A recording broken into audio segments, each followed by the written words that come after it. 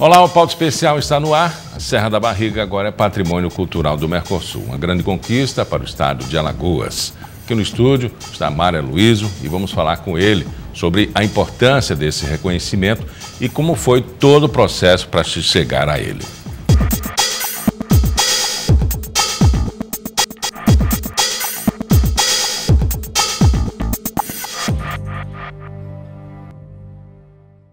A Serra da Barriga e a União dos Palmares, local sede do Quilombo dos Palmares, foi reconhecida como Patrimônio Cultural do Mercosul. Além da Serra da Barriga, o Palenque, que Esmeralda, no Equador, também recebeu o mesmo título, que é o nome em espanhol para o Quilombo. Os dois locais têm relevância continental, pois são marcos tanto na construção da história do povo negro, quanto da história da própria América do Sul. Mas no caso da nossa Serra da Barriga, esse reconhecimento também representa uma vitória para uma luta antiga que vem desde 1989. O superintendente do IPHAM, Mário Aloysio, está aqui comigo no estúdio e vai explicar melhor esse assunto. Mário, até chegar a um reconhecimento como esse, o que é preciso? A gente já sabe a história da Serra da Barriga, mas até chegar lá e ser reconhecida, tem um marco referencial? Eles comparam com todos os outros, com todas as outras referências mundiais? Na verdade, é um conselho que se reuniu-se na Argentina, e nós havíamos preparado aqui um dossiê sobre isso, e ele foi aprovado por unanimidade. É um processo, o processo da Serra começa em 89, na demarcação do limite da Serra. Ele era até um pouco mais extenso. Na época trabalhou o Zezito, da Universidade, Décio Freitas esteve aqui, Max Luterman também ajudou, que é um arquiteto de Recife. Então, a primeira delimitação da Serra, que era o grande problema em que ficava. A negociação com as pessoas que possuíam terra na redondeza. Depois disso, vem então o tombamento da Serra, pela importância que a Serra tem do ponto de vista da nação brasileira. Foram 100 anos de uma república independente dentro do país. Não há nenhum caso, nenhuma colonização no mundo que tenha sofrido um movimento dessa natureza, foi um século, e que representa mais do que a questão da própria luta negra, mas sim porque estavam dentro da Serra, moravam também muitos índios, como a arqueologia tem demonstrado ultimamente. Moravam também brancos, fugidos também dos engenhos e do trabalho. Quer dizer, era uma situação e organização. Imagina você organizar um estado que se estendia desde Palmares, quer dizer, eram vários quilombos. O último foi na Serra da Barriga, quando Diogo Jorge Vera destruiu o quilombo. Mas isso era uma república funcionando, com meio de troca. Inclusive, agora nós estamos estudando a ligação que existe entre a Serra da Barriga e Porto Calvo. Desenvolveu técnicas comerciais, agrícolas, conheceu o relacionamento social, a política interna, a hierarquia, a construção da unidade administrativa. Isso pode ser até elemento de estudo para... Pois é, não.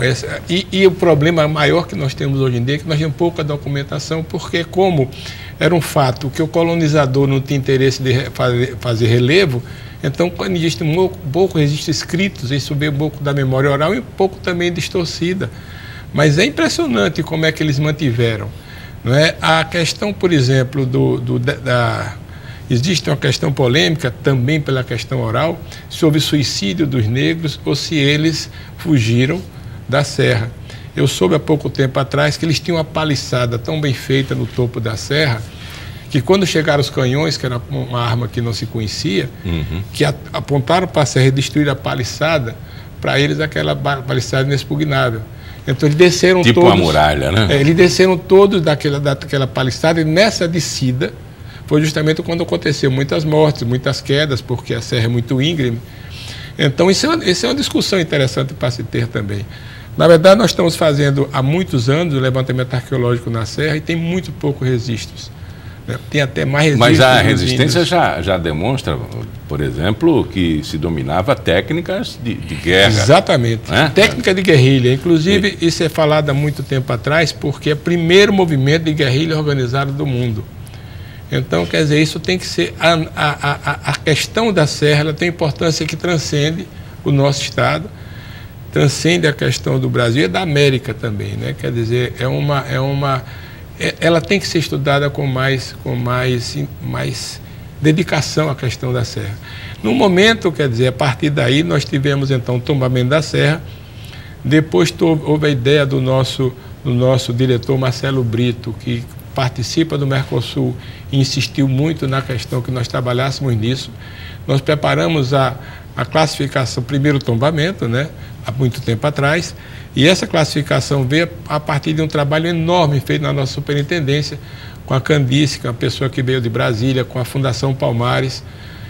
Para ter uma ideia, o carnaval passado nós passamos todo trabalhando lá na instituição, a Ruth, a Joelma, quer dizer, o nosso pessoal trabalhando para preparar o dossiê, que foi impresso e foi entregue o ano passado na Argentina, e ele foi aprovado por unanimidade, vista a qualidade que foi feita a nossa argumentação. Então isso é muito importante para a gente e coincide com os 200 anos de Alagoas, né? Quer dizer, é mais um fato importante nesse ano de comemoração para a gente. Tem um sabor político, uma interferência, uma ingerência política também num momento como esse? Ou é uma atitude plenamente técnica? Não, é uma atitude plenamente técnica, né? Quer dizer, o Conselho é uma coisa técnica de vários países, difícil até interferência política. A questão é que a nossa instituição, por sorte, né, ela sempre teve um caráter muito técnico, né? Não existia muita ingerência política, e então a formação da nossa instituição ela perpassa a questões que nós estamos vendo, coisas seríssimas hoje em dia, como vivemos no passado. Houve uma alteração muito grande na nossa instituição a partir do Gilberto Gil, né? Quer dizer que a instituição ela teve recurso para se manter. Teve um presidente, Luiz Fernando, que fez o PAC da cidade histórica, que é dessa maneira que estão investindo muito recurso em Penedo, mas são dados eminentemente técnicos. E isso facilita muito o trabalho, porque fica um pouco fora das uma questões. Autonomia, exatamente. Né? A própria pressão vem da história do lugar, né?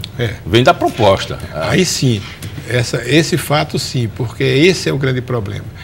E que nós temos que, junto com todo o nosso continente, temos que estudar essas ligações e onde nós temos identidades a serem partilhadas, né? Porque ela é semelhante a outros movimentos. Não foram tão grandes ou tão... Porque, imagina, 100 anos dentro de uma colônia, um Estado independente. Uma organização, como você falou, né, administrativa, funcionando, trocando coisas, tinham que trocar mercadorias. Tinha que ter comércio. Tinha que ter comércio, né? Quer dizer, eles tinham que trocar com a colônia. Política de alimentação. Tinham que trocar com a colônia, né? Porque, na verdade, senão eles não sobreviviam, não teriam alimentos, não teriam riqueza, não teriam dinheiro, não teriam como construir armas, né, que fizeram. Então é uma coisa muito importante na nossa história. Deve ter sofrido muito embargo também. Sim, né? lógico. Na né? época Tanto que eles foram sendo destruídos, né? Vem de Pernambuco, eles foram sendo destruídos e foram se refugiando na Serra da Barriga, que foi o último marco, né? Daí a data se referencia a isso, né? Que a última quilombo foi exatamente o de Palmares, que era dentro de uma serra. Hoje nós visitamos o topo da serra, né? ela tá aberta, né? E com algumas construções que são cenográficas, não tem uma referência direta com a história, né, o que foi feito, mas, entretanto, pelo menos tem um apoio. Mas aquilo ali era uma mata fechada. Continua, né? Aquela estrutura lá? Continua. Está bem cuidada? Nós fizemos uma reforma há 3 anos atrás, demos uma nova reforma, porque é muito interessante, inclusive a questão de você definir os locais com vozes de negros falando sobre a história. Isso foi feito. E no dia 11, né, amanhã nós vamos à Serra levar o diploma da Serra e prepará-la, de certa maneira, para comemorações do dia 19 e 20. Né? Essas interferências que fazem, por exemplo, para o acontecimento de data, abrir estrada, construção de heliporto, enfim, isso aconteceu quando chegou o presidente aqui, o FHC, depois a visita do Lula.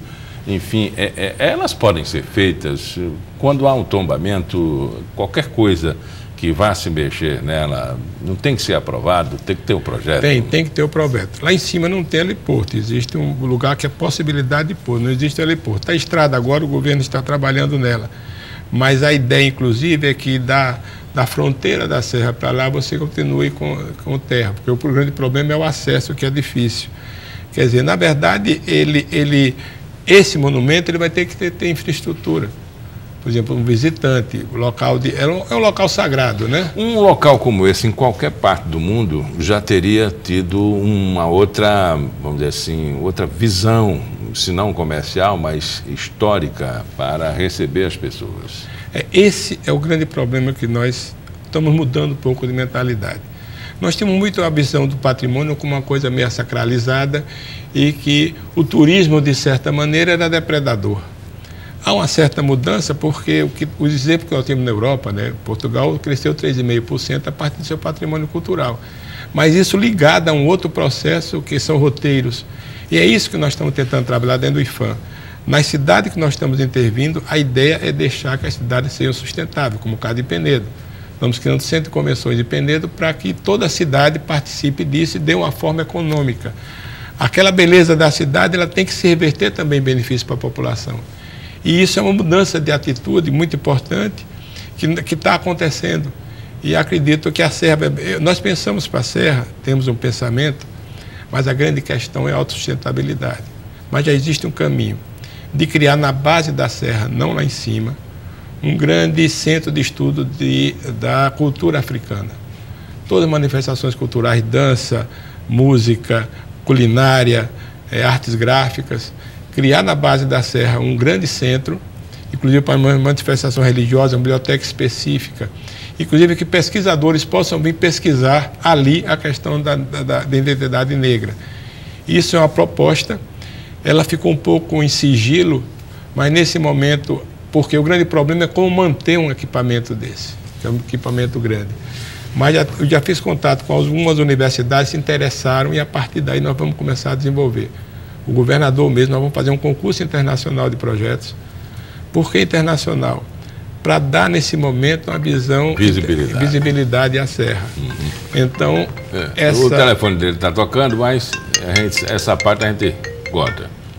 Vai ver que é alguém interessado já na apresentar o projeto. Certo. Por que internacionalizar isso? Porque, por exemplo, nós temos uma população enorme americana de negros que tem interesse nesse assunto e que não é somente a visita da Serra. Nós temos, por exemplo, depois da quebra de Xangô, nós temos uma coleção preciosíssima de arte negra no Instituto Histórico, que deve ser visitada. Inclusive, todas as pessoas que visitam ficam assustadas com a qualidade do material, que agora nós estamos trabalhando na restauração deles. Então, é preciso que haja não só o monumento, mas que também haja um estudo e um respeito maior da cultura negra, e é isso que está se querendo fazer. Olha, daqui a pouquinho a gente vai continuar o bate-papo com o superintendente do IPHAN, Mara Luiz, mas a gente vai começar nesse segundo bloco a saber essas alternativas, né, de como tornar isso mais visível e com sustentabilidade. No próximo bloco a gente continua falando dessa importante conquista para o estado de Alagoas e para o povo negro.